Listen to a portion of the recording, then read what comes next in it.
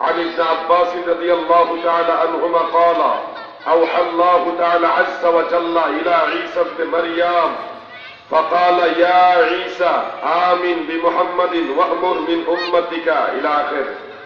হযরত আব্দুল্লাহ ইবনে আব্বাস রাদিয়াল্লাহু আনহুমা থেকে বর্ণিত, আল্লাহ পাক হযরত ঈসা আলাইহিস সালামের প্রতি ওহী নাযিল করলেন। আওহাল্লাহু তাআলা, আল্লাহ তাআলা ওহী নাযিল করলেন ইলা ঈসা ইবনে মারইয়াম, ঈসা আলাইহিস সালামের প্রতি ওহী নাযিল করে বললেন আমিন বিমুহাম্মাদিন, আমার হাবিব মুহাম্মদ মুস্তাফার প্রতি ঈমান আনো। হুকুম দিচ্ছেন কে? আমার হাবিব, আমার বন্ধুর প্রতি ঈমান আনো। ওয়ামুর মিন উম্মতিকা, তোমার উম্মতদেরকে আদেশ দাও তারা যখনই আমার রাসূলকে দেখবে তখনই যেন ঈমান আনে। সুবহানাল্লাহ বলেন। পবিত্র কোরআনের সূরা আলে ইমরানের ৮১ নম্বর আয়াতের মধ্যেও এই কথাটা রয়েছে, وَإِذْ أَخَذَ اللَّهُ مِيثَاقَ النَّبِيِّينَ لَمَا آتَيْتُكُم مِّن كِتَابٍ وَحِكْمَةٍ। বন্ধু, স্মরণ করুন সেই সময়ের কথা। ওয়াইজ আই উযকুর, স্মরণ করুন সেই সময়ের কথা যখন আপনার প্রভু সমস্ত নবীদের কাছ থেকে অঙ্গীকার নিয়েছিলেন এই মর্মে যে আমি তোমাদেরকে কিতাব দান করব, হিকমত দান করব, তোমাদেরকে কিতাব দিব, হিকমত দিব। সুম্মা জাআকুম রাসূল, এরপর আমার রাসূল যখন তোমাদের কাছে যাবে, লা তুমিনুন্না বিহি ওয়া লা তানসুরুন্না, তোমরা সমস্ত নবীরা, সমস্ত রাসূলরা, সমস্ত নবী রাসূলরা আমার হাবিবের প্রতি ঈমান আনবা, আমার হাবিবকে সাহায্য করবা। সুবহানাল্লাহ বলেন। শায়েখ আব্দুল হক মুহাদ্দিসে দেহলভী রাহমাতুল্লাহ আলাইহি মাদারিজুন নবুওয়াতের মধ্যে এই আয়াতের ব্যাখ্যা করতে গিয়ে লেখেন যে এই আয়াতের আলোকে সমস্ত নবী রাসূলরা আমাদের নবীর প্রতি ঈমান আনয়ন করে তিনারা সবাই নবীজির দলের অন্তর্ভুক্ত হয়ে গেছে। সুবহানাল্লাহ। এই জন্য আমরা অনেক বড় ভাগ্যবান যে আমরা আখিরি নবী, নবীদের নবী, রাসূলদের নবী, ফেরেশতাদের নবী, আরশ কুরসি লৌহ কলমের নবী, কুল কায়নাতের নবী, সমগ্র সৃষ্টি জগতের নবী আমার আল্লাহ বলতেছে আমার নবী। সুবহানাল্লাহ। তোমার জন্য বানায়া আছে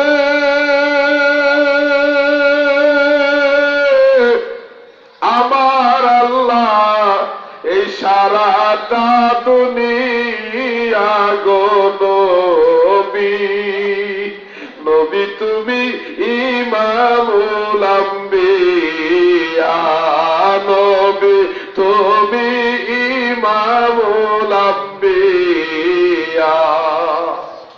দাদু ভাই আমার, এই যে রজব মাস শুরু হয়ে গেল, এই রজব মাসে আমার দয়াল নবীজি মসজিদে হারাম থেকে মসজিদে আকসার মধ্যে জিবরিল আলাইহিস সালামকে সফর সঙ্গী বানাইয়া বোরাকের সাওয়ার হয়ে যখন জেরুজালেমের মসজিদুল আকসার মধ্যে গেলেন, দয়াল নবী বলেন সহিহ মুসলিম শরীফের মধ্যে উল্লেখ, আমি মসজিদুল আকসার মধ্যে গিয়ে দেখি কাদ রাআইতুনি জামাআত মিনাল আম্বিয়া, এক জামাত নবী, এক দল নবী। আল্লাহ আমাকে দেখাইলেন সব নবীরা, সমস্ত নবীরা মসজিদে আকসায় আমি রাসূলকে স্বাগতম জানাইবার জন্য হাজির হয়ে গেছে। সেখানে নবীজি নিজে ইমামতি করলেন, সব নবীদের ইমামতি করলেন। বুরাক চেয়ে প্রথম আসমানে রওনা, সব নবীদের আগে আমাদের নবী রওনা দিলেন। বুরাকের গতি বিদ্যুতের গতির চাইতেও, বিদ্যুতের গতির চাইতে আরো কোটি কোটি গুণ বেশি গতি সম্পন্ন। বিদ্যুৎ 1 সেকেন্ডে, আলো বিদ্যুৎ 1 সেকেন্ডে 1,86,000 মাইল যেতে পারে। সেই বিদ্যুতের গতির চাইতেও কোটি কোটি গুণ বেশি গতি হলো বুরাকের। আল্লাহর হাবিব বলেন আমি ফেরেশতা জিবরিলকে সাথে নিয়ে বুরাকের মাধ্যমে প্রথম আসমানের দিকে রওনা হলাম। প্রথম আসমানে যাওয়ার আগে আমি গিয়ে দেখি আমি বুরাক নিয়ে আসমানে যাওয়ার আগে প্রথম আসমানে হযরত আদম হাজির, সেখানেও তিনি আমাকে ইস্তেগফার জানাইবার জন্য হাজির। সুবহানাল্লাহ বলেন। 7 আসমানে, প্রতিটা আসমানের গেইটে গেইটে বড় বড় নবী রাসূলদেরকে দিয়ে আল্লাহ পাক আমাদের নবীকে স্বাগতম জানাইছেন, মারহাবা জানাইছেন। তারপরে গেলেন সিদরাতুল মুনতাহায়। সিদরাতুল মুনতাহায় যায়া মিশকাত শরীফের 510 নম্বর পৃষ্ঠার মধ্যে হাদিস খানা আংশিক উল্লেখ, মাসাবিহুস সুন্নাহর মধ্যে ইমাম বগবী রাহমাতুল্লাহ আলাইহি উল্লেখ করেছেন। এছাড়াও আরো কয়েকটা হাদিস গ্রন্থের মধ্যে রয়েছে, বিভিন্ন আলফাজে একাধিক সাহাবী বর্ণনা করেছেন। সিদরাতুল মুনতাহায় আমার নবীজি যখন গেলেন, নবীজি জিবরিলকে জিজ্ঞাসা করলেন, ভাই জিবরিল, তুমি কি আল্লাহকে দেখেছো কিনা? জিবরিল বলে, ইয়া রাসূলুল্লাহ, কখনোই আমি আল্লাহ তাআলাকে দেখিনি। জিবরিল রে, তুমি যদি আল্লাহ তাআলাকে নাই দেখো তাহলে ওহী কোথা থেকে নিয়ে যাও? জিবরিল বলে, ইয়া রাসূলুল্লাহ, সিদরাতুল মুনতাহায় একটা বড়ই গাছ আছে, এই বড়ই গাছের নিচে আমি জিবরিলের বসার অবস্থানের জায়গা, এই বড়ই গাছের তলে আমি অবস্থান করি, এখানে আল্লাহর ওহীগুলি আসে, আমি সেই ওহীটা আপনার কাছে পৌঁছাই, এটাই আমার দায়িত্ব। ইয়া রাসূলুল্লাহ, এর বেশি কিছু আমি জানি না, এখানে একটা সীমানা আছে, এই সীমানার ওই পারে যদি আমি চুল পরিমাণ অগ্রসর হই, আল্লাহর নূরের তাজাল্লিতে আমি জিবরিলের 650 নূরের পাখা জলে ছারখার হয়ে যাবে। জিবরিলের উপরে যেতে পারে না, এটা তার লাস্ট সীমানা। আপনাদের কি মনে হয় নবীজি এরপরে গেছেন? জোরে বলেন না, গেছেন কিনা? ইমাম মহিউদ্দিন ইবনুল আরাবী রাহমাতুল্লাহ আলাইহি তিনি বলেন, জিবরিলের নূরের পাওয়ার যেখানে শেষ, সেখান থেকে নূরে মুহাম্মাদীর পাওয়ার শুরু। সুবহানাল্লাহ। এই জন্য তাফসীরে রুহুল মাআনি, তাফসীরে রুহুল মাআনি হানাফি মাযহাবের সবচেয়ে বৃহৎ আকারে সবচেয়ে বৃহৎ তাফসীর হলো রুহুল মাআনি।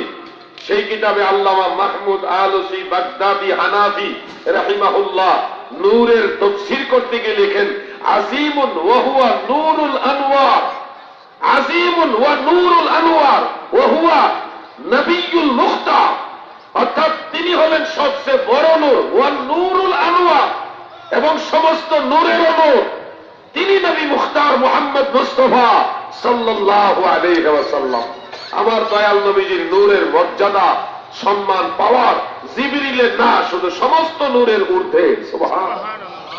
নূরে মুজাসসাম লাখ লাখো সালাম, তোমার প্রেমে পড়ি মোরা মিলাদে কিয়াম, তোমার নূরে সৃজন হলো দুনিয়া তামাম, তুমি হলে কাবার কাবা, তুমি হলে কাবার কাবা, নবী আকরাম, নূরে মুজাসসাম লাখ লাখো সালাম, তোমার প্রেমে পড়ি মোরা মিলাদে কিয়াম।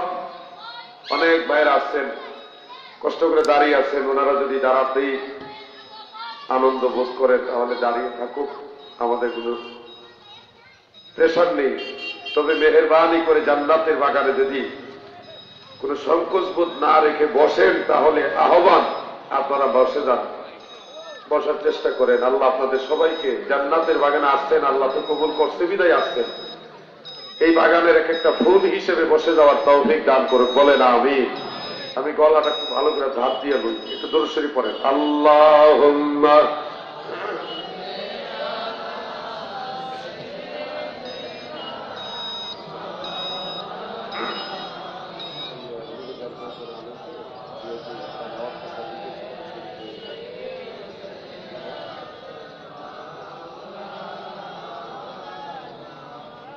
তুমি আল্লাহর প্যারা হাবিব, তোমার সাথে তুলনা কার, তোমার মতো আরশ ভ্রমণ করে নাই কোন পয়গম্বর। আল্লাহুম্মা সাল্লি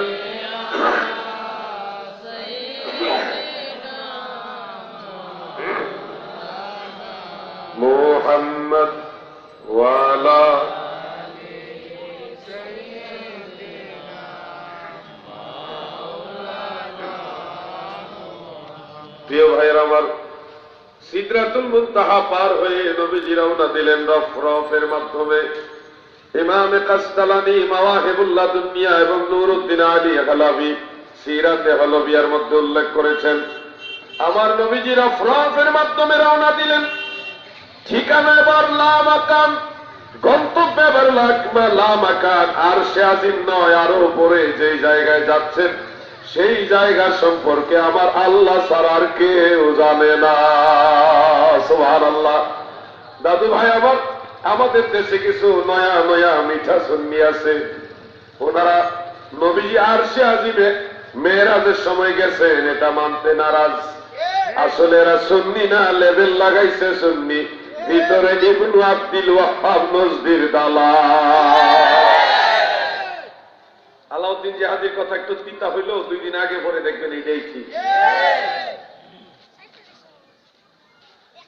দাদু ভাই আমার দয়াল নবীজি রফের মাধ্যমে রওনা দিলেন উপরের দিকে। জিবরিল নাই, আবার নবীজি একা একা একা যাচ্ছেন গো সফরে আমার আল্লাহর সান্নিধ্যে। যাইতে যাইতে নবীজি বলেন, সহিহ বুখারী এবং মুসলিমের হাদিস, নবীজি বলেন আমাকে এমন একটা জায়গা আল্লাহ নিলেন যেখানে আমি শরীফুল আকলাম, কলমের যে লেখার চিরচির আওয়াজ, কলম লেখলে যে একটা আওয়াজ হয় না, এই কলমের চিরচির আওয়াজ যেখানে হচ্ছে ওখান পর্যন্ত আমাকে আল্লাহ নিয়ে গেলেন। সহিহ বুখারী এবং মুসলিমের আরেকটা হাদিস, এই কলমের চিরচির আওয়াজের ইয়েটা হলো লৌহে মাহফুজ, ওখানে আল্লাহ নবীকে আল্লাহ তাআলা নিলেন। নবীজি বলেন এই জায়গাটা হলো ফাওকাল আরশ, আরশের উপরে। তো যারা নবীজিকে আরশে আজিমে গিয়েছেন মানতে নারাজ, তাদেরকে স্মরণ করাতে চাই বুখারী এবং মুসলিমের এই 2টা হাদিস। দয়া করে মেহেরবানি করে দেখবেন, চোখের পাওয়ার কম থাকলে পাওয়ারই চশমা লাগায় দেখবেন। তাতে যদি কাজ হয় না তাহলে কচু শাক খাবেন, সব পরামর্শ দিলাম, চোখের পাওয়ার বাড়বে, দেখতে সুবিধা হবে। যেখানে কলম লেখে সেটা হলো লৌহে মাহফুজ। সেই লৌহে মাহফুজ যেখানে, এটা হলো আরশের নিচে নয়, ফাওকাল আরশ, আরশের উপরে। আমার নবী বলেন আমি সেখানেও গেলাম। বুখারী শরীফের কিতাব তাফসীরের মধ্যে উল্লেখ, হযরত আনাস রাদিয়াল্লাহু আনহু বর্ণনা করেছেন, আমার নবীজিকে আল্লাহ তাআলা পবিত্র মেরাজে এত উপরে নিয়েছেন, এমন জায়গায় নিয়েছেন যে জায়গা সম্পর্কে মহান আল্লাহ তাআলা ছাড়া আর কেউ জানেই না। সুবহানাল্লাহ বলেন। এইজন্য নবীজির সম্মান বাড়াইছে কে? ওয়া রাফা'না লাকা যিকরাক, আপনার সম্মানকে আল্লাহ সমুন্নত করেছেন। রাফা'আল্লাহু যিকরাহু ফিদ দুনিয়া ওয়াল আখিরাহ, দুনিয়াতে এবং আখিরাতে 2 জাহানে আমার নবী জিকির বা সম্মানকে আল্লাহ উঁচা করে দিয়েছেন। সুবহানাল্লাহ বলেন। দাদু ভাই আমার, গভীরভাবে খেয়াল করবেন, এখানে আমি কয়েকটা পয়েন্ট যোগ করে দিই। পবিত্র মেরাজে আমার দয়াল নবীজি গেলেন। মেরাজে নবীজি আল্লাহ তাআলাকে দেখেছেন কিনা এটা নিয়ে কেউ কেউ বিতর্ক করার চেষ্টা করে। পরিষ্কার সমাধান আমার আপনার নয়, মদিনাওয়ালা স্বয়ং আল্লাহর নবী রাহমাতুল লিল আলামিন দিয়ে গেছেন। সমাধান নবীজি নিজে দিয়েছেন। নবীজি আমার আল্লাহকে দেখেছেন কিনা এই ব্যাপারে সমাধান স্বয়ং আল্লাহর নবী নিজে দিয়েছেন। নবীজির দেওয়া সমাধান আমাদের মানতে কারো আপত্তি আসেনি। আল্লাহর নবী নিজে সমাধান দিয়েছেন।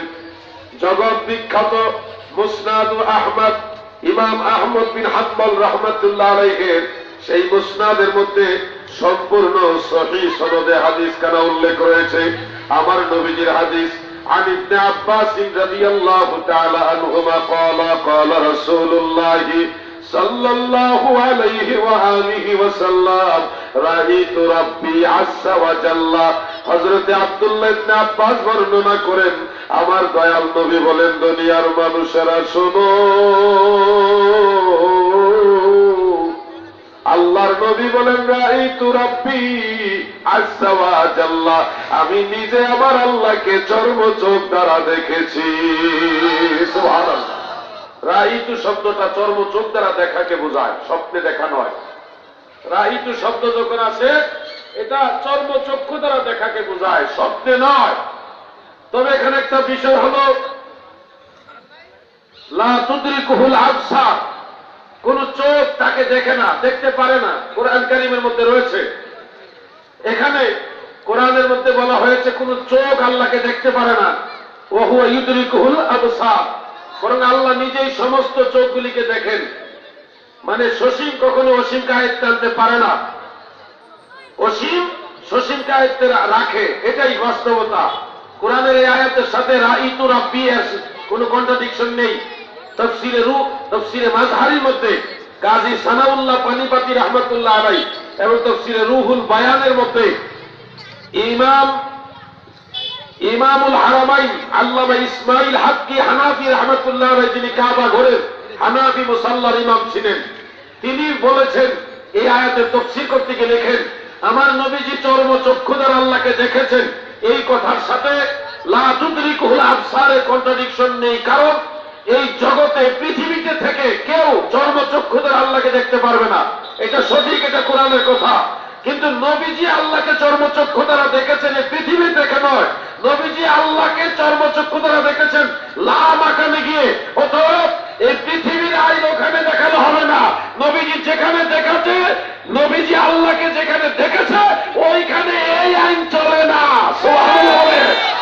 ওটা হলো লা মাকান, কোন মাকানই না, ওটা সম্পর্কে আল্লাহ ছাড়া কেউ জানে না। আর দুনিয়া থেকে অন্তর্চক্ষু দ্বারা আল্লাহকে দেখা যায়, দুনিয়া থেকে অন্তর্চক্ষু দ্বারা আল্লাহকে দেখা যায়, কিন্তু চর্মচক্ষু দ্বারা আল্লাহকে দেখা যায় না। আমার নবীজি চর্মচক্ষু দ্বারা দুনিয়া থেকে দেখেননি, দেখেছেন মেরাজে গিয়ে, লা মাকানে গিয়ে। অতএব এই কথার সাথে এই কথার কোনো বৈপরীত্য থাকবে না। এই কথাও ঠিক, ওই কথাও ঠিক, এই কথা জগতের জন্য ঠিক, আর ওই কথা মেরাজের জন্য ঠিক। আল্লাহ যেন আমাদের বোঝার তৌফিক দেন, বলে না আমিন। না বুঝে অনেকে অযথা লাভ করে। আরে ভাই, আমাকে সমাধান দিতে হবে না, আপনি নতুন করে সমাধান দিতে হবে না। ইসলামের প্রতিটা গুরুত্বপূর্ণ বিষয় আগের ইমাম যারা যোগ্য মুজাদ্দিদ মুজতাহিদ ফকিহ, যারা বড় বড় যুগের শ্রেষ্ঠ ইমাম ছিলেন, হাফিজ ছিলেন, ওনারা সমাধান দিয়ে গেছেন। আপনি নিজে পণ্ডিতি না করে আগের ইমামদেরকে অনুসরণ করেন, তাহলে দেখবেন আর কোনো ফিতনা থাকবে না। নিজে পণ্ডিতি বন্ধ করেন। নিজের পণ্ডিতি দেখাইতে গেলে ভেজালটা লাগে বেশি। আগে যতগুলি মোল্লা মুন্সি মিলাদ ক্যাম্পের বিরোধিতা করে, একটা মোল্লা মুন্সিও কোন ইমামের রেফারেন্স দিয়ে নাজায়েজ বলে না, নিজেই বেদাত বলে ফায়সালা দেয়। ঠিক আছে? ইলমের বহর থাকলে তোমরা যদি হক হও, সঠিক হও, একজন মুজাদ্দিদ, একজন মুজতাহিদ, একজন ইমাম, একজন যে কোনো মাযহাবের একজন ইমামের রেফারেন্স দিয়ে বলো যে এই ইমাম বলেছে মিলাদ নাজায়েজ, তাহলে তোমাদের কথা আমরা গুরুত্ব দিব। তুমি সলিমুদ্দিন ফুলা কলিমুদ্দিন মিলাদ শরীফকে নাজায়েজ বললেই তো নাজায়েজ হবে না। তুমি নাজায়েজ বলার কে? নিজেরা পণ্ডিতি করলে ভেজালটা লাগে। আমরা তো মুকাল্লিদ, অনুসারী, আমরা তো মুস্তাহিদ না। আপনি যদি বলেন আমি কি কোরআন হাদিস কম বুঝিনি, হ্যাঁ আপনি বুঝেন, কিন্তু আগের ইমামদের চাইতে বেশি বুঝেন না। যারা আপনার চাইতে বেশি জানে তাদেরকে অনুসরণ করা উচিত। বলবেন তারা কেমন বেশি জানে, আমি কি কম জানিনি? শুনেন, আপনি কোরআন জানেন, কিন্তু আগের যুগের ইমামরা 30 পারা কোরআন জানছে 17টা ইলমের মাধ্যমে। আর আপনাকে একটা তাফসীর দিলে মুতাআলা না করে, আগে না দেখলে তাফসীরই করতে পারেন না, তা আপনি কত জানেন? ইলমে নাহু, ইলমে সরফ, মানতিক, হিকমা সহ 17টা সাবজেক্টের উপরে গবেষণা করে 30 পারা কোরআন ওনাদের ব্রেইনে সবসময় থাকতো আল্লাহ পাকের দয়ায়। আর হাদিস জানতো তারা ন্যূনতম 1 লক্ষ হাদিস সনদ সহ জানতো। তাও আসমাউর রিজাল উলুমুল হাদিস সহকারে জানতো। যারা যে কোনো হাদিস বলার সাথে সাথে এই হাদিসের সনদের কোন রাবি সমস্যা, বা রাবি কি শিখা না গায়রে শিখা, বা সনদ কি মুতাবর নাকি গায়রে মুতাবর, এই ব্যাপারে ডিটেল সুন্দর বলে দিতে পারতেন। সে যোগ্য ইমাম যারা, হাফিজ যারা, তাদেরকে অনুসরণ না করে আপনি 500টা হাদিস সনদ সহকারে জানেন না, আপনি পণ্ডিতি দেখাচ্ছেন কেন? আপনি যারা বেশি জানে তাদেরকে অনুসরণ করেন, তাইলে আর ফিতনা তৈরি হবে না। আর যদি বলেন না আমি ডাইরেক্ট কোরআন হাদিস বুঝি, তা ঠিক আছে, অসুবিধা নেই। আপনিও 1 লক্ষ হাদিসের সনদ মুখস্থ শিখেন, আসমাউল রিজাল জানেন, উলুমুল হাদিস জানেন, প্রয়োজনীয় প্রতিটা সাবজেক্ট সম্পর্কে আপনার জ্ঞান থাকলে কোরআন যদি 30 পারা সবসময় আপনি 17টা ইলমের সাথে ব্যাখ্যা করতে পারেন, নিজে নিজে কোরআন থেকে মাসালা বের করতে পারেন, তাহলে এরকম লোক থাকলে তো এটা আমাদের বাংলাদেশের জন্য গৌরব। এই ধরনের লোক তো আমাদের দেশে দরকার। আপনি 30 পারা কোরআনের যে কটা সূরা জানেন এগুলিরই তাফসীর জানেন না, নাসিখ মানসুখ জানেন না, হুরুফে মুকাত্তাত, আয়াতে মুতাশাবিহাত, আয়াতে মুহকামাত, আয়াতুল কাসাস, ডিটেইলস এগুলি জানেন না, তরজমা যদ্দূর জানেন তাফসীর জানেন না। তা আপনি যদি বলেন আমার ইমাম লাগবে না, তাহলে তো এমন হয়ে গেল যে বিচার মানি তাল গাছ আমার। যার যার যোগ্যতা অনুযায়ী চলেন, তাহলে সমাজের মানুষ বিভ্রান্ত হবে না। নবীজি আল্লাহ তাআলাকে দেখেছেন এই ব্যাপারে আগের সমস্ত ইমামরা ফয়সালা দিয়ে দিয়েছে। আহলে সুন্নাতের যত ইমাম, ইমাম শরফুদ্দিন নববী যিনি শারিহুল মুসলিম, ইমাম বুখারী যিনি ইমাম বুখারীর সহিহ গ্রন্থে সরা লিখেছেন, ইমাম বদরউদ্দিন আইনি হানাফি, ইমাম কাসতালানি, ইমাম ইবনু হাজার আসকালানি, ইমাম মোল্লা আলী কারি, ইমাম মিসরি, ইমাম যাহাবি, ইমাম ইবনু কাসির, এই সমস্ত ইমামরা ফয়সালা দিয়েছেন। ওই ফয়সালাটা ফলো করেন। ইবনে তাইমিয়া ছাড়া বাকি সমস্ত আইম্মায়ে আহলে সুন্নাত নবীজি আল্লাহকে দেখেছেন এই ব্যাপারে একমত পোষণ করেছেন। তো আপনি ইবনে তাইমিয়ার দলে যাচ্ছেন কেন? সেটা আহলে সুন্নাতের লোক না, তার আকীদার মধ্যে যথেষ্ট গলত রয়েছে। বড় আলেম হলো তার আকীদার মধ্যে গলত রয়েছে, বিদায় আহলে সুন্নাতের আইম্মায়ে কেরাম তাকে বর্জন করেছে। এই জন্য আমরা নিজেরা পাণ্ডিত্য দেখাবো না। ইদানি কিছু ছেলেবেলে যুবক বেরিয়েছে, এরা মাযহাব মানে না, মাযহাব লাগবে না, আমরা ডাইরেক্ট কোরআন হাদিস মানি। এ ভাই, ঠান্ডা মাথায় একটা কথার উত্তর দেন তো, আপনি যে ডাইরেক্ট কোরআন হাদিস মানতেছেন, কোন বাংলা বই পড়ে মানতেছেন না নিজে নিজে ডাইরেক্ট মানতেছেন? বলেন, উত্তর দিবেন। অবশ্যই আমি বাংলা বা অনুবাদ কোরআন শরীফ পড়ি, বাংলা কারো না কারো লেখা অনুবাদ করা বই পড়ি, বইরে আমি মানতেছি। তো কারো না কারো মাধ্যমেই তো মানতেছেন, আপনি তো ডাইরেক্ট মানতেছেন না। ডাইরেক্ট হলো কিভাবে? আর যদি বলেন আমি ডাইরেক্ট হাদিসে পাইছি, তখন আমি বলবো ভাই, হাদিসের পরে হাদিস আছে, মানসুখ আছে, নাসিখ আছে। একটা হাদিসের অনেক বুঝার জন্য অনেকগুলি বিষয় লাগে, যেগুলোকে বলা হয় উলুমুল হাদিস। ওগুলি যদি আপনি না জানেন, তবে ডাইরেক্ট হাদিস মানলো ভেজালে পড়ে যাবেন। কেন জানেন? আমি একটা উদাহরণ দিই। সিহাসিত্তার অন্যতম কিতাব সুনান আবি দাউদ, এখানে আপনারা সহিহ হাদিস পাবেন। সেই সহিহ হাদিসের মধ্যে একটা হাদিস হলো, আল্লাহর নবী বলেছেন 3 দিনের বেশি কুরবানির গোশত রাখা যাবে না। খাওয়া তো পরের কথা, 3 দিনের বেশি রাখাই যাবে না। এটা সহিহ হাদিস, সহিহ হাদিস, সিহাসিত্তার হাদিস। এখন এই হাদিস অনুযায়ী 3 দিনের বেশি কুরবানির গোশত খাবেন? খাবেন না? এই তো ভেজাল লাগিয়ে দেবো, টেনশনে পড়ে যাবেন। হ্যাঁ, হাদিসে সহিহ হাদিস আছে 3 দিনের বেশি কুরবানির গোশত খাওয়া যাবে না, টেনশনে পড়ে যাবেন। সহিহ হাদিস। আরে ভাই, এই হাদিস সহিহ ঠিক আছে, কিন্তু এটা আমল করা যাবে না। কেন জানেন? এটার পরে আরেকটা হাদিস আছে, পরবর্তীতে আল্লাহ রাসূল বলছে এখন থেকে তোমরা যতদিন পারো খাও। এখন যদি আপনি 2টা হাদিস না পড়েন, তাহলে এক হাদিস নিয়ে পড়লে তো আপনি গন্ডগোল লাগিয়ে দিবেন এলাকার মধ্যে। কথা বলছেন না? ইসলামের প্রথম যুগে মুসলমানরা বেশিরভাগ গরিব ছিল, তখন কুরবানি দাতাদের সংখ্যা খুব কম ছিল।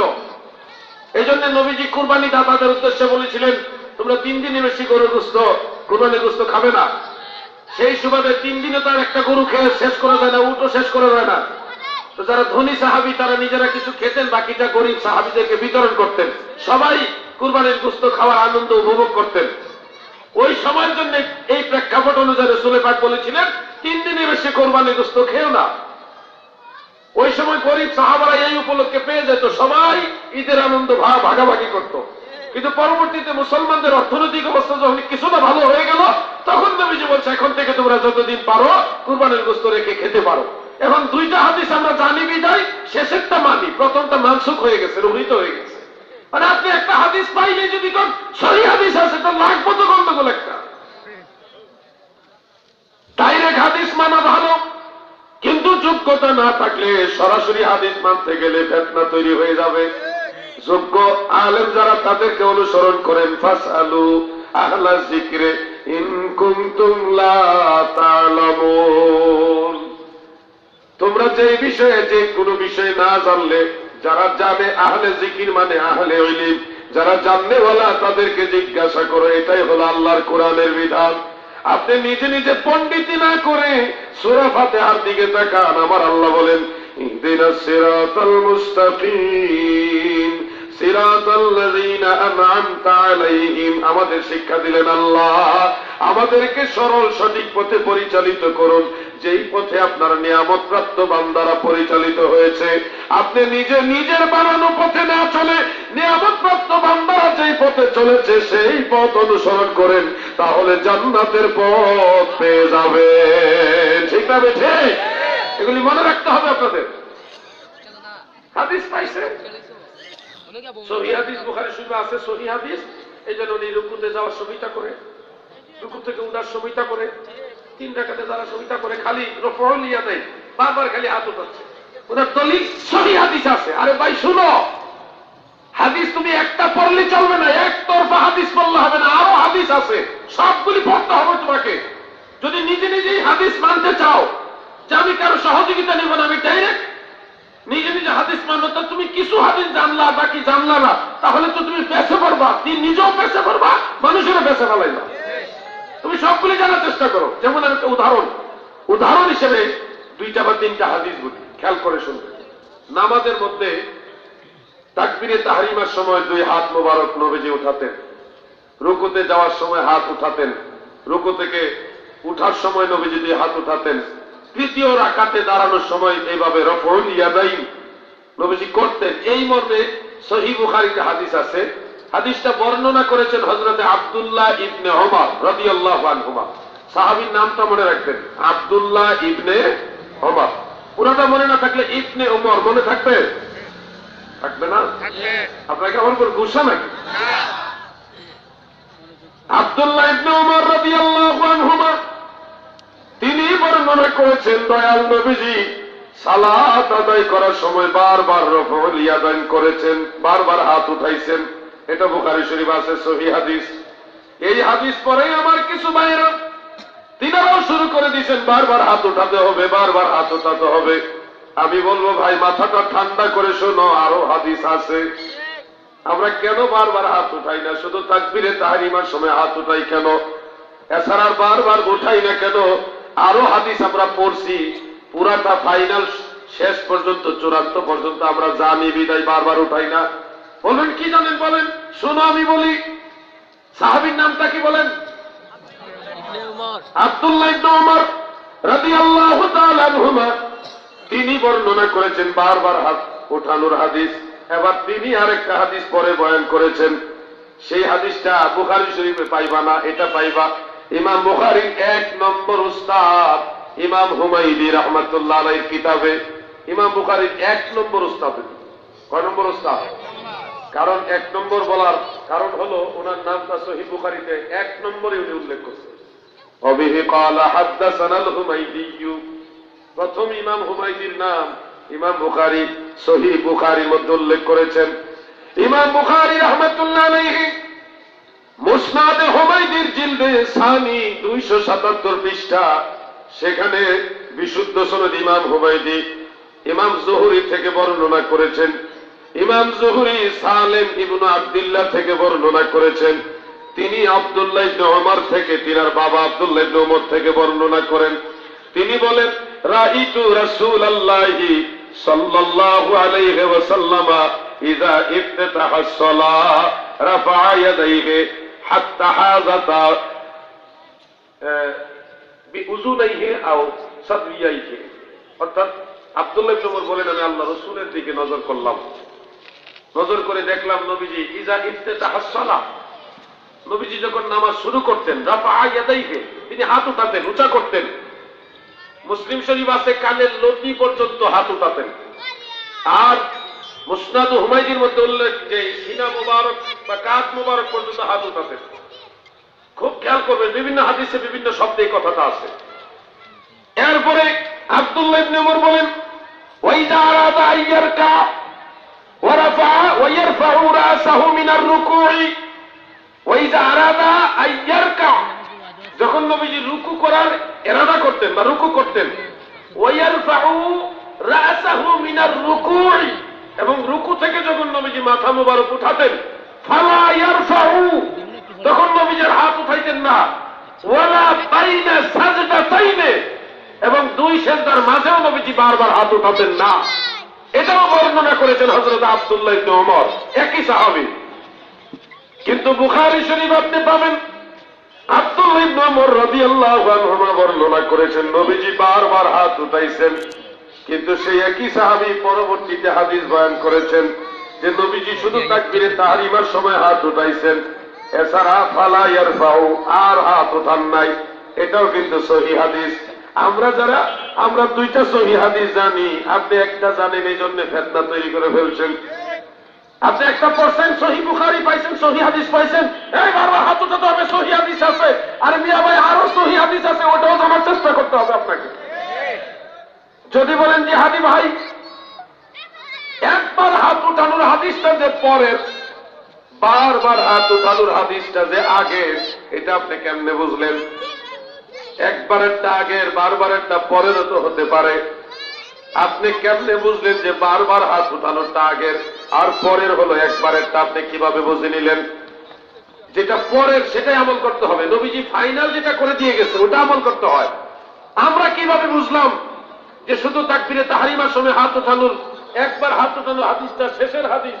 আমরা কিভাবে বুঝলাম? শোনো রে ভাই, মনোযোগ দিয়ে শোনো। আরো কিছু কিতাব তোমাকে পড়তে হবে। ইমাম বুখারী এবং ইমাম মুসলিম দুইজনের উস্তাদ। ইমাম বুখারীর উস্তাদ, ইমাম মুসলিমেরও উস্তাদ। ওনার নাম ইমাম আবু বকর ইবনু আবি শাইবা রাহমাতুল্লাহ আলাইহি। আপনি যদি বলেন আমি ইমাম আবু বকরকে মানি না, আমি ইমাম বুখারীকে মানি, তাহলে কাকে মানলেন আর কাকে বাদ দিলেন? উনি তো উস্তাদ আর ইমাম বুখারী তো ছাত্র। আপনি ছাত্র মানেন, উস্তাদ মানেন না, এটা কেমন মানা মানেন? ইমাম বুখারী যাকে উস্তাদ হিসেবে মানে আপনি তাকে মানেন না, তা আপনি কি মানতেছেন? এটার নাম মানা নয়, এটা হলো বিচার মানি তালগাছ আমার। বুখারী শরীফে, মুসলিম শরীফে বহু হাদিস আছে ইমাম আবু বকর বর্ণনা করেছেন। ইমাম আবু বকর ইবনু আবি শাইবা রাহমাতুল্লাহ আলাইহি বর্ণনা করেছেন। ইমাম আবু জাফর আত-তাহাবী রাহমাতুল্লাহ আলাইহি তিনি বর্ণনা করেছেন। থাক ভাই, ওনাকে ডিস্টার্ব করবেন না, উনি ওনার মতো হাঁটাহাঁটি করুক। আপনারা ওইদিকে তাকায় থাকলে আমার ওয়াজও হবে না। উনি ওনার কাজ করুক। উনি তার আপনাদের মতো এরকম স্বাভাবিক না। স্বাভাবিক হলে উনি বসে যাইতেন চুপচাপ। বুঝতেই পারছেন, সবাই তো আপনারা জ্ঞানী, উনিও হয়তো অন্যভাবে জ্ঞানী, কিন্তু ওনারটা উনি করুক, আপনারা চুপচাপ বসে থাকেন, তাই না ভাইজান? সবাই যদি ওদিকে খেয়াল করেন তাহলে মাহফিলের পরিবেশটা অসুন্দর হয়ে যাবে। আপনারা একটু দুরূদ শরীফ পড়েন দয়াল নবীর মহব্বতে। আল্লাহুম্মা সাল্লি, মহব্বতে একটু ভলিউম দে রে ভাই, ভলিউম দে। আলামলা ভাড়া ইনদেছো ওয়া আলা আলি সাইয়্যিদিনা মা। ভাড়া মা মাইক কোডা প্রিয় ভাইরা আমার, ইমাম আবু বকর ইবনু আবি শাইবা রাহমাতুল্লাহ আলাইহি তিনার মুসান্নাফের মধ্যে সহিহ সনদে উল্লেখ করেছেন। ইমাম আবু জাফর আত-তাহাবী রাহমাতুল্লাহ আলাইহি শারহ মাআনিল আসারের মধ্যে উল্লেখ করেছেন। শুনে নেবার মনোযোগ দিয়ে। সাহাবীর নামটা কি এখনই ভুলে গেলেন নাকি? আব্দুল্লাহ ইবনে ওমর। দেখেন, আমরা যে ধরে নিলাম যে একবার হাত উঠানোর হাদিসটা হলো শেষের আমল, কেমনে ধরে নিলাম? সেই আব্দুল্লাহ ইবনে ওমর রাদিয়াল্লাহু আনহুমা নবীজি পর্দা নেওয়ার পরে, ইন্তেকাল শরীফের মাধ্যমে পর্দা নেওয়ার পরে উনি কিভাবে নামাজ পড়তে শুনেন। عن مجاهد رحمه الله تعالى قال صليت خلف ابن عمر رضي الله تعالى عنهما ورأيت لم يكن يرفع يديه إلا مرة واحدة।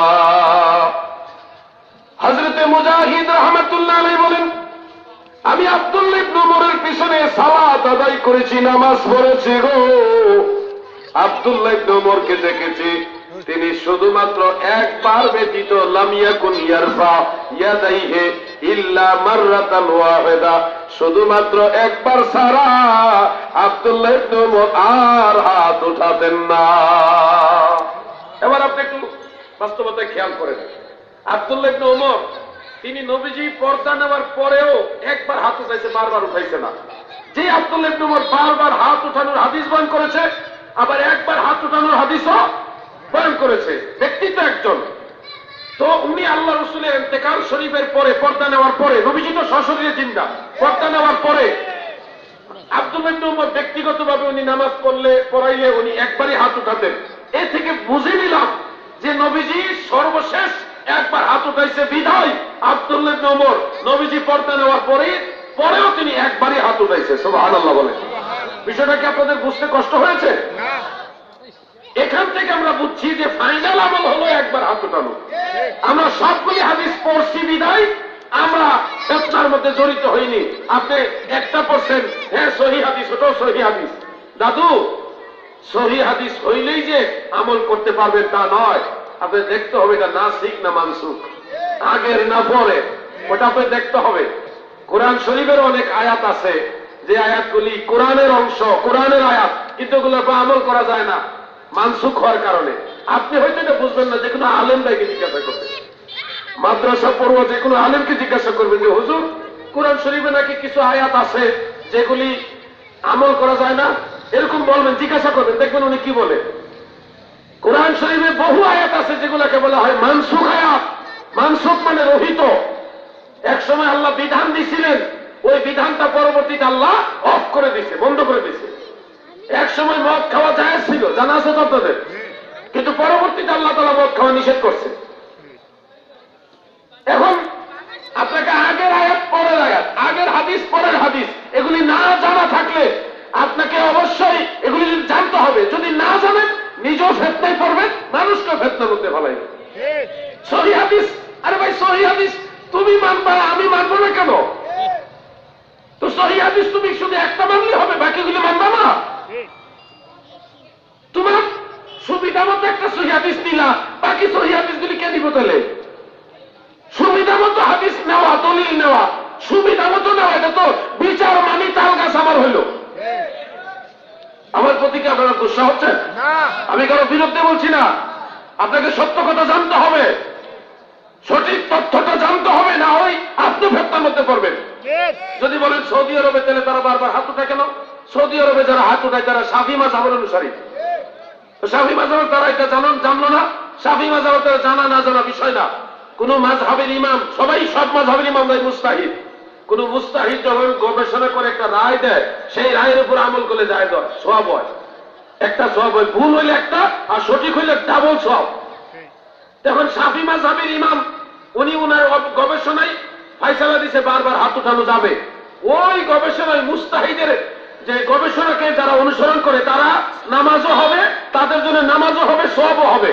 কিন্তু আমাদের মাযহাবের ইমাম উনি সমস্ত হাদিস গবেষণা করে চূড়ান্ত সঠিক ফায়সালা, বিশুদ্ধ যে ফায়সালা, এটা আমাদের জানাইছেন। এই জন্য আমাদের সওয়াব ডাবল হবে। সুবহানাল্লাহ বলেন। মুস্তাহিদের আনুগত্য করা সওয়াব। যদি যেমন আমি বুঝার জন্য বলি, অনেক সময় জজ সাহেবরা মামলার রায় দিতে গিয়ে ভুল রায় দেয়, এরকম হয় না? ঘুমাই রয়েছেন নাকি আপনারা? অনেক সময় রায় ভুল হয়ে যায় না, পরে রিভিউ হয়, বিভিন্ন পরে আবার রায় চেঞ্জ হয়। তো ভুল রায় দিলে জজ সাহেবের কোনো গুনাহ আছে কিনা, এই মাসালা, এটা হলো ইসলামী মাসালার মধ্যে রয়েছে। কোন ফকিহ, কোন কাজী যদি সার্বিক বিচার বিশ্লেষণ করে রায় দেয়, সেই রায়টা যদি ভুলও হয় তার গুনাহ হবে না, যদি এখানে 2 নম্বরই না থাকে আর কি। ভুল রায় দিলে তার একটা সওয়াব, আর সঠিক রায় দিলে ডাবল সওয়াব। জজ সাহেবরা এই ক্ষমতাপ্রাপ্ত, যেহেতু উনি ওইরকম যোগ্য, আপনি জজ হন, আপনার জন্য এটা হবে। আপনি জজ না হইলে আবার পারবেন না। দাদু ভাই আমার, সৌদি আরব আমাদের দলিল না। আমরা যেহেতু সরাসরি রাসূলের হাদিস থেকে, আল্লাহর হাবিবের হাদিস থেকে সরাসরি জানতে পারছি ইমামদের গবেষণার মাধ্যমে যে সর্বশেষ আমার নবী এইভাবে আমল করছে, আমাদের দলিল আমাদের দয়াল নবী। ঠিক না ভাই? ঠিক। আর যদি বলেন আমি বুঝি না, কিছু মানুষকে বুঝাইলেও বুঝবেন, এটা স্বাভাবিক। স্বয়ং আল্লাহর হাবিব রাহমাতুল লিল আলামিন কাফের মুশরিকদেরকে বুঝাইছে, এর মধ্যে অনেকে বুঝে নাই, অনেক মুনাফিকরা বাইরে বুঝছে, মনের থেকে বুঝে নাই। আমার নবী বুঝাইবার পরেও কিছু মানুষ বুঝে নাই। সেখানে আলাউদ্দিন জাহাদি বুঝাইলে কিছু মানুষ বুঝবে না, বোঝার চেষ্টা করবেন, এটা তো স্বাভাবিক বিষয়। আমি আমার দয়াল নবীর গোলাম হিসেবে চেষ্টা করে যাচ্ছি, সব সুন্নি আলেমরা এইভাবে চেষ্টা করে। আমাদের ব্যাখ্যাগুলি আপনারা শুনে এরপরে প্রয়োজন হলে প্রশ্ন করেন, আমরা আপনাদের প্রশ্নের জবাব দিব, কিন্তু একতরফা সিদ্ধান্ত নেবেন না। একতরফা সিদ্ধান্ত নিতে গেলে আপনার ভুল হওয়ার সম্ভাবনা বেশি। আপনি তাদের কথা শুনলেন, আমাদেরটা শুনবেন না। দুইটা শুনেন, এরপরে দেখেন কারা সত্যবাদী আর কারা মিথ্যাবাদী। সারা বাংলাদেশে আজ পর্যন্ত কোন লামাযহাবী শায়েখরা আমাদের সুন্নি যারা আলেম তাদের সামনে মুখোমুখি বসে না, মুখোমুখি বসে না। যদি বসতো আপনারা নিজের চোখে দেখতে পারতেন, বেশি সময় লাগবে না। ওনারা যদি 5 মিনিট কথা বলে আর আমরা যদি 5 মিনিট কথা বলি, এই 10 মিনিটে আপনারা বুঝতে পারবেন এই লামাযহাবীরা ফিতনাবাজ। আমি আরেকটা বিষয় আলোচনা করতে চাই, যেহেতু আমার আসলে এখন এত বেশি ফিতনা যে আলোচনা শেষ নাই। 2-4 ঘন্টা 5 ঘন্টা কিছুই হবে না, এত বেশি ফিতনা। মানুষ এখন ফতোয়া দেয় বেশি, আমল করে কম। আপনি দেখেন, আমার ব্যক্তিগত গবেষণা দেখছে আগের মতো তাহাজ্জুদ নামাজি নাই। আজ থেকে 20 বছর আগে যেই পরিমাণে মানুষ তাহাজ্জুদ নামাজ পড়তো, ওই তাহাজ্জুদ নামাজি এখন নাই। আমি নাই বলছি না, একেবারে ওই রকম নাই। আমি যে দেখেছি প্রতিটা গ্রামে বহু বাড়ি থাকতো, যেই বাড়িতে শেষ সাথে আল্লাহ জিকির আজকার হইতো, সকালবেলায় কোরআন তেলাওয়াত হইতো। আর এখন 9টা 10টার আগে ঘুমই ভাঙে না। চেঞ্জ হয়েছে, মানুষ এখন জানে বেশি মানে কম, জানে বেশি মানে কম, ফিতনা ফাসাদে জড়িত হয়ে গেছে। যার কারণে সুন্নত নামাজ মন চাইলে পড়ে, নাইলে পড়েই না। নফল নামাজ তো অনেক আগে বাদ, সবে বরাতের রোজাও বাদ, সবে মেরাজের রোজাও বাদ, আর নামাজও বাদ, সব এগুলো আগে বাদ করে দিচ্ছে বেদাতের ভয় দেখায়া। মুনাজাত বাদ, সব বন্ধ করে দিচ্ছে। মিলাদ কি আমার তো নামই শুনতে পারে না, একেবারে সব বন্ধ করে দিচ্ছে। এখন দেখলাম বিতিরের নামাজও জরুরি না বলে ফতোয়া দেওয়া হচ্ছে। মন চাইলে পড়বে, নাইলে পড়বে না। কয়দিন পরে বলবে ফরজ নামাজ 5 ওয়াক্ত না 3 ওয়াক্ত। এভাবে দেখতেন, একদিন এসে বলবে নামাজ পড়া লাগবে না, কোরআন শরীফে 5 ওয়াক্ত নামাজের কথা স্পষ্ট নাই, বিদায় পড়া লাগবে না, কোরআন মানিয়ে নামাজ লাগবে না। এভাবে বলে বলবে, দেখবেন এগুলি ইহুদিদের চক্রান্ত। যারা অনলাইনের কিছু সময় দেন তারা জানেন, অলরেডি একটা গ্রুপ বের হয়ে গেছে, তারা 5 ওয়াক্ত নামাজ মানে না। তারা হাদিস দিয়ে দলিল দেয় 3 ওয়াক্ত নামাজে। কোথায় যাবেন আপনি? শাহজালাল রহমাতুল্লাহ ভালো লাগে না? যাও, তোমার কোন বন্ধু আছে, ওনার সাথে হাসতে হাসতে জাহান্নামে যাও, কে তোমার আটকে রাখবে? আমাদের এত দলিল লাগবে না, আমরা এত বুঝা লাগবে না। যারা জাননেওয়ালা বুঝনেওয়ালা সেই আল্লাহর ওলিদের পথে আমরা আছি, ইনারা জান্নাতে গেলে আমরা তাদের সাথে যাব। ঠিক আছে? বাস, এত কিছু লাগবে না আমাদের। বলবেন এই কথা কি, এটা কি সঠিক বললেন? হ্যাঁ, এটাই কোরআনের কথা। আচ্ছা, সূরা ফাতিহা পড়েন, ইহদিনাস সিরাতাল মুস্তাকিম সিরাতাল্লাযীনা আন'আমতা আলাইহিম। আপনি এটা বুঝেন, এটা বুঝলেই আমার এই কথার মর্ম বুঝে যাবে। আমার এত বেশি ফয়সালা লাগবে না, এত বেশি জানা লাগবে না। যারা জাননেওয়ালা তাদেরকে ফলো করলেই আমি জান্নাতের রাস্তা পেয়ে যাব। প্রিয় ভাইয়েরা আমার, আমি আপনাদেরকে আরেকটা বিষয়, সময় আছে নি আগে দেখা লই, আছে কিছু সময় আছে, 2টা বিষয় বলবো ইনশাআল্লাহ। একটা বিষয় হলো নামাজে কোথায় হাত বাঁধবেন, এটা নিয়ে ইখতিলাফ দেখা দিয়েছে। কিছু যুবক ভাইরা আছে মহিলাদের মতো এইভাবে হাত বাঁধে। হবিগঞ্জে হয়তো এরকম হয় না, অন্য জায়গায় আছে। হবিগঞ্জে আছে নামাজে কোথায় হাত বাঁধবো এটা নিয়ে ইখতিলাফ। ওনারা এসে আমাদের বলে আমরা সৌদি আরব দেখাইছি এইভাবে হাত বাঁধে। আমি বলবো ভাই তুমি সঠিক কথা বলোনি। কেন সঠিক বললাম না? আমি নিজের চোখে দেখছি। আমি বললাম ভাই তুই সঠিক বলসনি, কারণ কি সৌদি আরবে আমরাও গেছি, দেখছি কিছু মুসল্লি আছে এইভাবে ধরে, কিছু মুসল্লি নাভির নিচে ধরে, কিছু হাত ছেড়ে দিয়ে দাঁড়ায় থাকে। সব ধরনের নামাজে আমরা দেখছি। তো তুমি শুধু একটা দেখলা আর বাকিগুলো দেখলা না, এটা তো পক্ষপাতিত্বমূলক দেখা। হাজী সাহেব আসেন না এখানে? কেউ নাই? দুইজন। আপনারা দেখছেন নি এরকম নামাজে হাত ছেড়াতে দাঁড়িয়েছে? হ্যাঁ, হাত ছেড়াতে দাঁড়িয়েছে এরকম নামাজে আমি দেখেছি। আবার কিছু নামাজে এইভাবে ধরে, কিছু মুসল্লি এইভাবে ধরে, যে যেই মাযহাবের সে ওইভাবে আমল করতেছে। তুমি এসে শুধু একটা ওয়াজ করতেছো, এইভাবে দেখেছি, তো হেডি দেখলি না তোর চোখে ঠাড়া বসে? কইলে তো আবার রাগ করবেন যে এটা কেমনে কইলেন কে? তো কইতাম না, তুই উল্টা হল্টা করছে।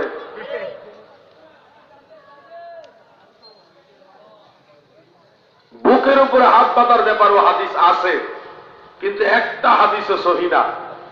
সবগুলি সমালোচনা যুক্ত হাদিস, দুর্বল, দাঈফ, জিদ্দান, মুনকার, মুরসাল, একটার একটা সমস্যা ত্রুটি ওই সনদগুলির মধ্যে আছেই। আর নাভির নিচে হাত বাঁধার হাদিস সহিহ মুসলিমের থেকে প্রমাণ হয়ে যায়। সহিহ মুসলিম আল্লাহর হাবিবের হাদিস বলবো না, এটা পরে বলবো, আগে বুকের উপরের দলিল একটা দিয়ে সমস্যাটা কোন জায়গায় একটু বলি আমি। সহিহ বুখারীর 740 নম্বর হাদিস, 740 নম্বর হাদিস, সেখানে উল্লেখ, عن سهل بن سعد رضي الله تعالى عنه قال كان الناس يؤمرون أن يدع الرجل اليد اليمنى على ذراعه اليسرى في الصلاة رواه البخاري। হযরত সাহল ইবনে সাদ রাদিয়াল্লাহু আনহু বলেন, লোকেরা আমাদেরকে আদেশ দিতে আমরা যেন নামাজে বাম বাহুর উপরে ডান হাত রাখি,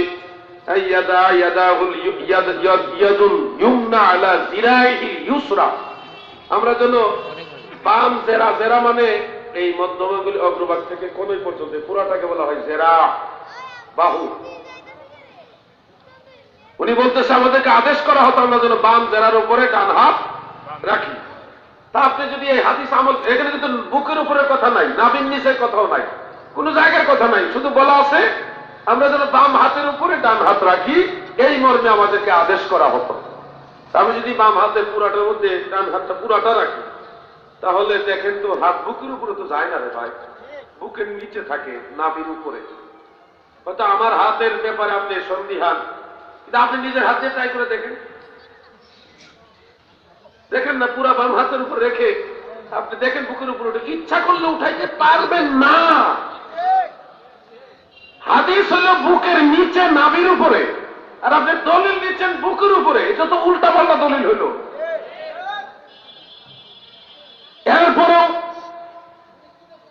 এরপরেও আমি বলবো এইভাবে সম্পূর্ণ বাম হাতের উপরে সম্পূর্ণ ডান হাত রাখা রসুলের সুন্নত না। আল্লাহ রসুলের সুন্নত হলো বাম হাতের কবজির উপরে ডান হাত রাখা। সুবহানাল্লাহ।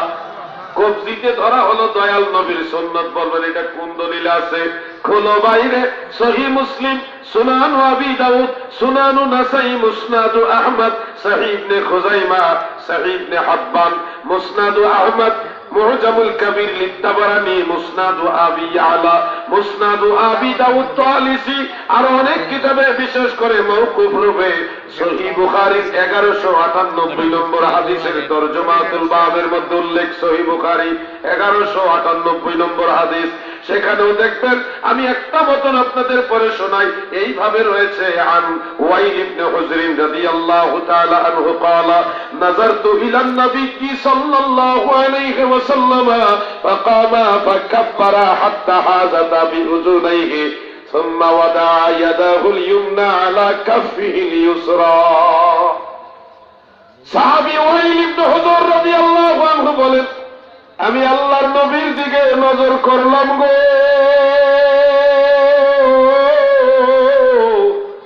নাযারতু ইলান নবী, কি আমি নবীজির দিকে নজর করলাম, তাকাইলাম। ফাকামা, নবীজি নামাজের জন্য দাঁড়ালেন। ফাকাব্বারা, এরপরে নবীজি তাকবীরে তাহরিমা দিলেন, তাকবীর দিলেন। ফাকাব্বারা হাত্তা হাযাতা বিউযুনাইহি, এমনকি নবীজির কানের লতি মুবারক পর্যন্ত হাত উঠালেন। সুম্মা ওয়াদা ইয়াদাহুল ইয়ুমনা, এরপরে ডান হাত রাখলেন। কোথায় রাখলেন? আলা কাফিহিল ইউসরা, অপর হাতের কাফ, কাফ মানে কবজি। নবীজি ডান হাত রাখলেন বাম হাতের কবজির উপরে। সুবহানাল্লাহ।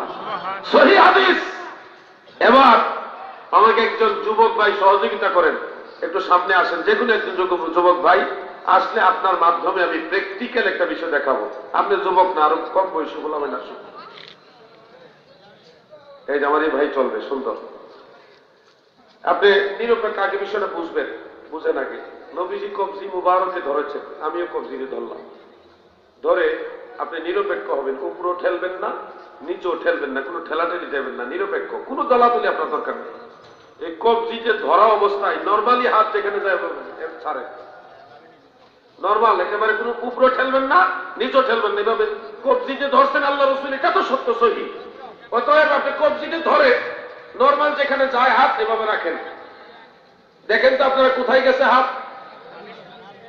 একটু জুড়ে বলেন। নাভি বরাবর, না হয় নাভির নিচে, এভাবেই হয়। কারো পেট একটু বড় হলে নাভি বরাবর থাকে, আর না হয় নর্মালি নাভি একটু, নাভির একটু সামান্য নিচে যান, এই দুইটাই হয়। ধন্যবাদ আপনাকে, বসে দেখেন। আপনারা একটু খেয়াল করেন, কবজিতে ধরে আমরা কোনো ধরনের গ্রুপিং না করলে, কোনো দলাদলি না করলে, নিরপেক্ষ থাকলে আমরা দেখতেছি দয়াল নবীজির নামাজের সাথে আমাদের এবং আমাদের বাপ দাদাদের নামাজের মিল আছে, কোনো দলাদলি ছাড়া, গ্রুপিং ছাড়া। কবজিতে ধরে যদি আপনি বুকের উপরে উঠান, তাহলে এটা শক্তি প্রয়োগের মাধ্যমে উঠাবেন। শক্তি প্রয়োগ না করলে বুকের উপরে হাত উঠবে না। জোর করে সুন্নি হবেন না এমনি সুন্নি হবেন? জোর করে সুন্নি হওয়া যায় নাকি? আমরা তো জোর করে দেখছেন। আল্লামা মুফতি আব্দুল আলী ভাই দেখছেন, আমার বড় ভাই, উনি কিন্তু একজন বড় মাহের আলেম, খুব সাইকিয়েদ আলেম, চুপচাপ বসে রয়েছে। আল্লাহ ওনার হায়াতের মধ্যে বরকত দান করুক, বলেন আমিন। কি কায়দা করে বলছিল না, আল্লাহু আকবার। এই হবিগঞ্জের দারুস সুন্নাহ কামিল মাদ্রাসার মুহাদ্দিস সাহেব উনি, আল্লাহ এরকম একজন আলেম হবিগঞ্জে রাখছে, এটা কিন্তু একটা ভাগ্যের ব্যাপার। আরো অনেক বড় বড় আলেম আছেন, তো উনি আসছেন কখন আমি খেয়ালও করি নাই। উনি আমার শ্রদ্ধেয় বড় ভাই, আল্লাহ যেন ওনাকে সহ সমস্ত সুন্নি আলেমদেরকে সুস্থ রেখে দীর্ঘ নেক হায়াত দারাজ করে, বলেন আমিন। ভাই বন্ধুরা আমার, তাহলে সহিহ হাদিস থেকে আমরা বুঝতে পারলাম, সহিহ মুসলিমের হাদিস থেকে বুঝতে পারলাম, নাভির নিচে হাত রাখাটাই হলো যুক্তিযুক্ত, এটাই সুন্নাহ, এটাই রাসূলের সুন্নাত। আর যারা বুকের উপরে হাত বাঁধে এরা জোর করে সুন্নি, জোর করে সুন্নি হওয়া যায় না। আমরা যারা আছি আমরা এমনি দয়াল নবীর পক্ষের সুন্নি।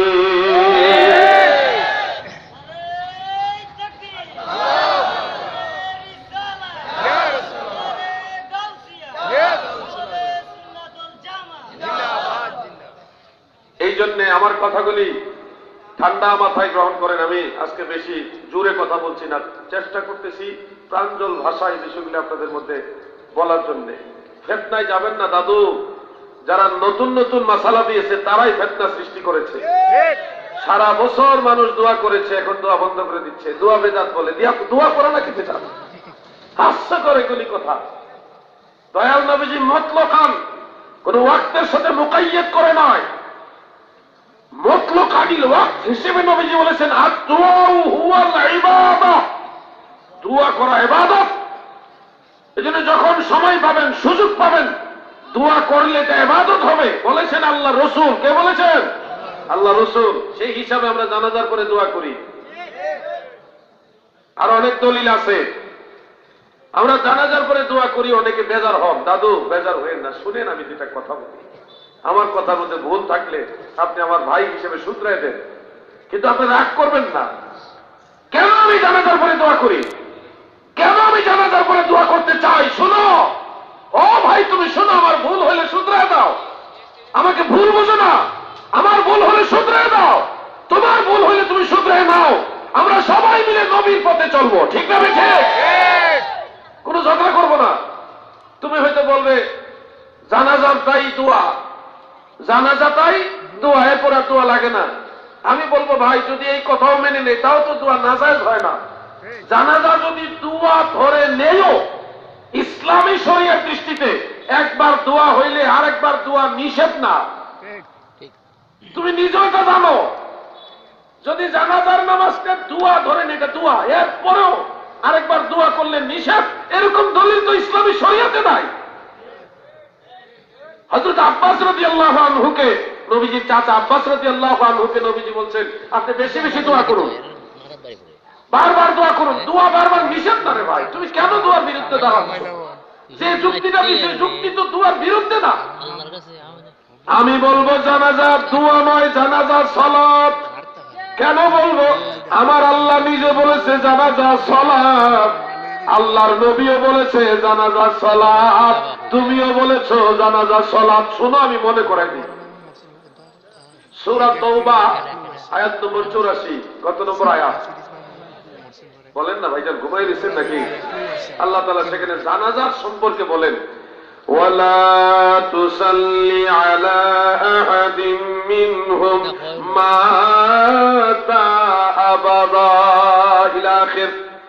মুনাফিকদের উপরে জানাজা পড়া সম্পর্কে আমার আল্লাহ নবীজিকে বলেন, ওয়ালা তুসাল্লি, আপনি সালাত পড়বেন না, আপনি সালাত পড়বেন না। মানে যারা মাতা আলা, মানে ওয়ালা তুসাল্লি আলা আহাদিন মিনহুম, ওই সমস্ত লোকদের যারা মুনাফিক, তাদের উপরে আপনি মাতা আবাদা, যারা এই মুনাফিক যারা মারা যায়, তাদের উপর আপনি কখনোই জানাজা সালাত পড়বেন না। এখানে আল্লাহ জানাজাকে ওয়ালা তুসাল্লি সালাত বলেছেন। দুয়া শব্দটা আরবি, সালাত শব্দটাও আরবি। আল্লাহ জানাজাকে দোয়া বললেন না, সালাত বললেন। নবীজি কি বলেছেন শুনেন, অনেক হাদিস, একটা মশহুর হাদিস হলো, ইযা সাল্লাইতুম আলাল মাইয়িত ফাখলিসু লাহু দুআ। আমি দলিল পরে দিব, আগে বুঝেন নবীজি জানাজাকে দোয়া বলেছেন নাকি সালাত বলেছেন। নবীজি বলেছেন ইযা সাল্লাইতুম আলাল মাইয়িত। দেখেন, মৃত ব্যক্তির উপরে যেটা পড়া হয়, এটাকে আল্লাহ রাসূল সালাত বলেছেন। ইযা সাল্লাইতুম, যখন নামাজ আদায় করবে, নামাজ বলেছেন নবীজি জানাজাকে, নামাজ সালাত বলেছেন। আল্লাহ বলল জানাজা সালাত, আল্লাহর নবীও বললেন জানাজা সালাত। এবার আপনি কি বলেছেন শুনেন, আরবিতে জানাজার নিয়ত পারেন এমন কেউ আছেন এখানে? একজনে পারে, দুইজন না, মাশাআল্লাহ অনেকে, আপনারা না স্টেজে আমি দেখতেছি অনেক লোকই পারে কিন্তু বলে না। আমি নিয়তটা বলি, ইচ্ছা করে এক জায়গায় ভুল করব, আপনারা ধরে দিবেন, দেখি কেমন ধরুন না হয়েছেন আজকে। ইচ্ছা করে ভুলটা করবো, আপনারা ধরে দিবেন। নাওয়াইতু আন ওয়াদিয়া লিল্লাহি তাআলা আরবা তাকবীরাতে দুআইল জানাজাতে। মাশাআল্লাহ মাশাআল্লাহ, জ্ঞানী মানুষ আছে বহুত। তাহলে আরবা তাকবীরাতের পরে কি হবে? জোরে বলেন না কেন আপনারা? আরবা তাকবীরাতে সালাতুল জানাজাতে, এভাবেই তো নাকি ভাইজান? এখন আপনি নিজেও বলেছেন এটা সালাতুল জানাজা, কোরআনের মধ্যে আছে ওয়ালা তুসাল্লি, জানাজাকে আল্লাহ নিজে বলেছে সালাত, আল্লাহর নবীও বলেছে যা সাল্লাইতুম, জানাজাকে নবীজি সালাত বলেছেন। আপনি নিজেও নিয়ত করার সময় আল্লাহ তাআলাকে বলছেন সালাতুল জানাজাতে, এইভাবে বলছেন। আল্লাহ বলল জানাজা সালাত, আল্লাহর নবীও বলল জানাজা সালাত, আপনি নিজেও বললেন জানাজা সালাত, এরপরেও আপনি বলতেছেন জানাজা সালাত না, এটা দোয়া। এই দুই নম্বর কথা কেন বলছেন আমি জানি না। আপনার নিয়তের সাথে তো পরের কথা মিল নাই তো। নিয়তে বললেন সালাতুল জানাজা, পরে বলতেছেন জানাজাটা দোয়া, জানো নামাজ না, তো এটা উল্টা হইল না কথা, সব বিরোধী হইল। আল্লাহর কাছে কইছেন একটা, বান্দার কাছে বলছেন আরেকটা, মারাত্মক মুনাফিকি। তাহলে আমরা কোরআন হাদিস এবং নিয়ত থেকে পরিষ্কার বুঝলাম জানাজার দোয়া নাকি সালাত? জোরে বলেন, দোয়া নাকি সালাত? অতএব জানাজাটাই দোয়া এরকম বলার সুযোগ নাই, জানাজা সালাত। জানাজা কি? সালাত। যদি বলেন হুজুর জানাজার ভিতরে তো একবার দোয়া হয়েছে, আল্লাহুম্মা গফির লি হাইয়িনা ওয়া মাইয়িতিনা ওয়া শাহিদিনা ওয়া গায়িবিনা, আমরা তো দোয়া একবার করছি, এরপর আর দোয়া করার দরকার কি? দরকার কি? হয়তো আপনার দরকার নাই, আমার তো দরকার আছে, এই জন্য করি। তবে জানাজার ভিতরে দোয়া আছে এরপরে আর করা লাগবে না, এটা যুক্তিসঙ্গত কথা নয়। কেন? আপনি ভাত খান, ভাতের মধ্যে পানি আছে। সায়েন্সের ছাত্র ভাইরা নিশ্চয়ই অবগত আছেন, ভাতের মধ্যে শতকরা 97 থেকে 98 ভাগ পানি ভাতের ভিতরে। শতকরা 97 থেকে 98 হলো পানি। তরকারি ঝুলের মধ্যেও পানি আছে, হবিগঞ্জের ডাইলের মধ্যে পানি আসেনি, ভাতের ভিতরে পানি আছে, তরকারির মধ্যে পানি আছে, ডাইলের মধ্যেও পানিওয়ালা ভাত খাইলেন, পানিওয়ালা তরকারির ঝোল খাইলেন, পানিওয়ালা ডাল খাইলেন, এরপরে আবার পানি পান করেননি। যারা বলেন জানাজার ভিতরে যেহেতু দোয়া আছে এরপরে আর দোয়া লাগে না, তাদেরকে বলবো ভাত তরকারি ডাল খাইবেন, এরপরে আর পানি খাইবেন না। গলাত লাগে মরো। তোমরা থাইকায় কি লাভ হইব? তোমাদের কাছ থেকে তোমাদের মা বাবাই তো দোয়া পাইব না, আর থাইকায় কি হইব? গলাত থেকে মরে দেখে হিলি বালা। যে সন্তানের কাছ থেকে মা বাবা দোয়া পায় না, মরে গেলেও পায় না, এই সন্তান দিয়ে মা বাবা করবো কি? ঠিক। প্রতিটা বিষয় আমাদের খেয়াল করতে হবে। অযথায় একটা যুক্তি দাঁড়া করে, দলিল তো না, যুক্তি, অযথা একটা যুক্তি দাঁড়া করে দোয়ার বিরুদ্ধে নেমে গেছে। কি রে, তো লাভটা কি এখানে? দোয়া করলে তো আল্লাহ খুশি নাকি? দোয়া করলে আল্লাহ বেজার হয়, দোয়া না করলে আল্লাহ বেজার হয়। মান লাম ইয়াসআলিল্লাহ ফায়াকদাব আলাইহি, যারা আল্লাহর কাছে দোয়া করে না, প্রার্থনা করে না, আল্লাহ তাদের উপর রাগ করে। ওই দুউনি আস্তাজিব লাকুম, তোমরা আমার কাছে চাও, আমি তোমাদের ডাকে সাড়া দিব। আল্লাহকে আমার কাছে চাও, আমার কাছে আপনার কাছে ভিক্ষুক একবারের জায়গায় দুইবার চাইলে আমরা রাগ হই, বারবার চাইলে আমরা রাগ হই, ধমক দেই, কিন্তু আল্লাহ তাআলা বলে আমার কাছে না চাইলে আমি রাগ হই। আমি আল্লাহর কাছে চাচ্ছি, আপনি কেন বেজার হচ্ছেন? ভাই আপনার এখানে লাভটা কি আমার বুঝতে হবে। দোয়া করলে আল্লাহ খুশি, দোয়া করলে শয়তান বেজার, তাই না ভাইজান? অতএব যারা দোয়া করলে বেজার হয় তাদের মধ্যে শয়তানের টাল বাহানা আছে। বুঝা পাচ্ছেন? আমার ভাই পিছনে এসে বসে দিচ্ছে, খেয়াল করিনি। আল্লামা মুফতি আশরাফুল ওয়াদুদ সাহেব হবিগঞ্জের একজন সিংহ পুরুষ, সারা দেশে সুন্নিয়তের খেদমতে আমার ভাই আঞ্জাম দিয়ে যাচ্ছেন। আমি ওনার একজন শ্রোতা, আমি ছাত্র বয়সে ওনার ওয়াজ শুনতাম। আমি কিন্তু আশরাফুল ওয়াদুদ সাহেবের ওয়াজ শুনছি, আর আমার বয়স কিন্তু এমন বেশি হয় না, দায়িত্ব বেশি, পরিশ্রম বেশি, বিদায় মনে হইতেছে বয়স বেশি হয়ে গেছে। আসলে বয়স বেশি না, অভিজ্ঞতা বেশি হয়ে গেছে আর কি। এই হলো অবস্থা। আমার বয়সে আল্লামা আশরাফুল ওয়াদুদ সাহেব এবং আল্লামা মুফতি আব্দুল আলী সাহেব